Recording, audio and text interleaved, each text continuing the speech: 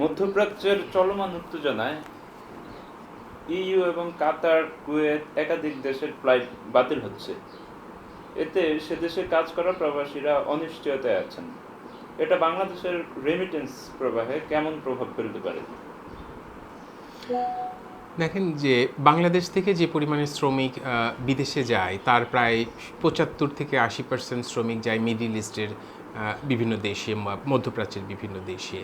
এবং সেই হিসাবে দেখা যায়, যদিও মানে কোনো সরকারি এমন কোনো ডাটা বেস নাই যেখান থেকে আমরা বুঝতে পারবো কী পরিমাণের অভিবাসী কর্মী সেখানে আছে, কিন্তু ধারণা করা হয় যে প্রায় ৭০ থেকে ৮০ লক্ষ বাংলাদেশি শ্রমিক মধ্যপ্রাচ্যের বিভিন্ন দেশে কর্মরত আছে।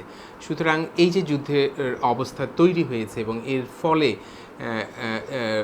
অভিবাসীদের ওপর একটা অবশ্যই ভয়ঙ্কর নেতিবাচক প্রভাব তৈরি হবে। আমরা যেটা জানি যে বাংলাদেশের যে শ্রমিক মধ্যপ্রাচ্যে যায় তার বড় একটা অংশ ফ্রি ভিসা নিয়ে যায়। তাদের মধ্যে অনেকেই আছে যে তারা আনডকুমেন্টেড স্ট্যাটাস নিয়ে কাজ করে। সুতরাং এই ধরনের শ্রমিক যারা আসলে কোনো সুনির্দিষ্ট কোম্পানিতে কাজ করে না, বিভিন্ন ইনফর্মাল সেক্টরে কাজ করে মধ্যপ্রাচ্যের বিভিন্ন দেশে, তারা বেশি ক্ষতিগ্রস্ত হবে। কারণ এই যুদ্ধের সুযোগ নিয়ে তাদের যে মালিক পক্ষ আছে তারা অনেকেই এই কর্মীদেরকে বেতন দিতে চাইবে না, তাদেরকে বিভিন্নভাবে আসলে বেতন থেকে বঞ্চিত করবে বা তার অন্যান্য যে বেনিফিটগুলো আছে সেখান থেকে তাদেরকে বঞ্চিত করার চেষ্টা করবে। এবং সেই হিসেবে যেটা হবে যে এটার একটা প্রভাব আসলে রেমিটেন্সের উপরে পড়বে। যে শ্রমিকটা আসলে মাস শেষে এখন বেতন পাওয়ার সময়, মার্চের এই প্রথম সপ্তাহে তাদের বেতন পাওয়ার সময়, তারা হয়তো অনেকেই সঠিক সময় বেতনটা পাবে না বা তাদেরকে দেওয়া হবে না। সুতরাং তারা যদি বেতনটা দিতে না পারে তাহলে তারা দেশে পাঠাতে পারবে না। সুতরাং রেমিটেন্সের একটা ফ্লো কমে যাওয়ার অনেক সম্ভাবনা আছে।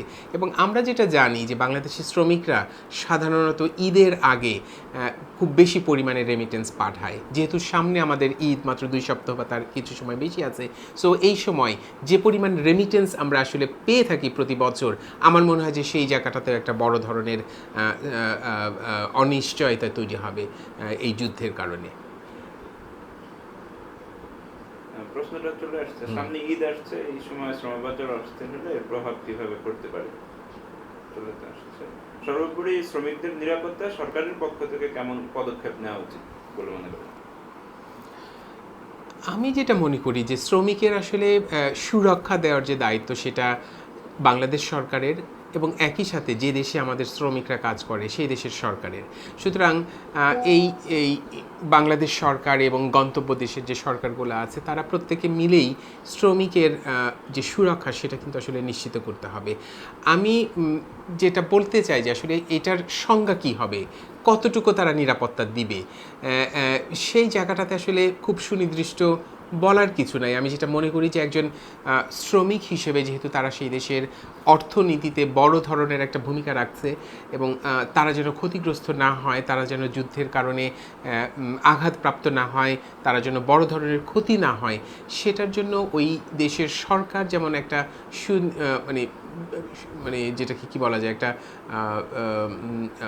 প্রয়োজনীয় একটা সুরক্ষা ব্যবস্থা দিতে হবে। ঠিক একইভাবে বাংলাদেশ সরকারের যেটা উচিত হবে যে এই গন্তব্য দেশগুলোর সাথে প্রতিনিয়ত যোগাযোগ করা এবং আমাদের শ্রমিকরা যেন সেই সুরক্ষার ব্যবস্থাটা পায় সেটাকে নিশ্চিত করা। এবং আর একটা যে জায়গাটা আমি বলতে চাই সেটা হচ্ছে, যদি এই যুদ্ধটা দীর্ঘস্থায়ী হয় এবং এটা আরও ধীরে ধীরে ভয়ঙ্কর পরিণতির দিকে যায়, তাহলে কিন্তু আমাদের প্রায় ৮০ লক্ষ শ্রমিক ঝুঁকির মধ্যে পড়বে এবং ভয়ঙ্কর একটা ঝুঁকির মধ্যে পড়বে। সুতরাং সেই ঝুঁকি মোকাবেলার জন্য বাংলাদেশ সরকারের আসলে কি করা উচিত সেটা যদি বলি, তাহলে আমি যেটা বলবো যে বাংলাদেশ সরকারকে অ্যাডভান্স লেভেলে এখানে চিন্তা করতে হবে, তার একটা পরিকল্পনা তৈরি করতে হবে যে কোন প্রয়োজনে আসলে কী ধরনের ব্যবস্থাপনা নেওয়া দরকার। ফর এক্সাম্পল 2011 সনে যখন লিবিয়া যুদ্ধ হয় তখন লিবিয়াতে প্রায় 60,000 বাংলাদেশি শ্রমিক সেখানে ছিল এবং এর মধ্যে প্রায় 38,000 শ্রমিককে কিন্তু বাংলাদেশ সরকার তখন একটা নিয়মের মধ্যে ফেরত নিয়ে আসে এবং সেখানে আন্তর্জাতিক সংস্থা IOM সহ অনেকে এই জায়গাটাতে কাজ করে, সরকারকে সহযোগিতা করে। এবং এরপরে যে কোভিডের সময় মিডল ইস্টের দেশ থেকে কিন্তু প্রচুর পরিমাণে বাংলাদেশিরা ফেরত আসে এবং তখনও কিন্তু এদের ফেরত আসার পরে এদের আসলে পুনর্বাসনটা কী হবে, রিইন্টিগ্রেশনটা আসলে কীভাবে হবে সেটার জন্য আসলে কিছু পরিকল্পনা করা হয়েছিল ইমার্জেন্সি বেসিসে, কিছু দীর্ঘমেয়াদী। সো আমার মনে হয় যে বাংলাদেশ সরকারের ইতিমধ্যেই একটা অভিজ্ঞতা আছে যে এই ইমার্জেন্সি সিচুয়েশনে শ্রমিককে সুরক্ষা দেওয়া, শ্রমিককে ফেরত আনা অথবা তাদের যে রিইন্টিগ্রেশনের জন্য কী ধরনের কাজ করতে হয় তার একটা পরিকল্পনা বা তার একটা উদাহরণ বাংলাদেশ সরকারের কাছে আছে এবং সেগুলোকে বিশ্লেষণে নিয়ে আমার মনে হয় যে সরকারের যেটা উচিত খুব দ্রুত একটা সুপরিকল্পিত অ্যাকশন প্ল্যান তৈরি করতে হবে যাতে করে পরিস্থিতি অনুযায়ী এগুলোকে বাস্তবায়ন করা যায়। যে যদি যুদ্ধ দীর্ঘমেয়াদী হয় তাহলে তাদেরকে আসলে ফেরত আনার যে ব্যবস্থাটা সেটা নিশ্চিত করতে হবে, তাদেরকে রিইন্টিগ্রেশনের যে ব্যবস্থাটা সেটা করতে হবে এবং এমার্জেন্সি যে সাপোর্টগুলো দিতে হয় সেই যে ব্যবস্থাগুলো যেন বাংলাদেশ সরকার দিতে পারে। বাংলাদেশ দূতাবাসগুলো যেগুলো আছে, লেবার উইংগুলো যেগুলো আছে সেগুলোকে আসলে প্রোঅ্যাক্টিভ রোল প্লে করতে হবে যাতে করে দুর্ঘটনা ঘটে যাওয়ার পরে কোনো অ্যাকশন না নেওয়া হয়, বরং দুর্ঘটনা ঘটার আগে যে অ্যাকশনগুলো থাকা উচিত, যে পরিকল্পনা থাকা উচিত সেটা নিশ্চিত করতে হবে। ওকে, ধন্যবাদ।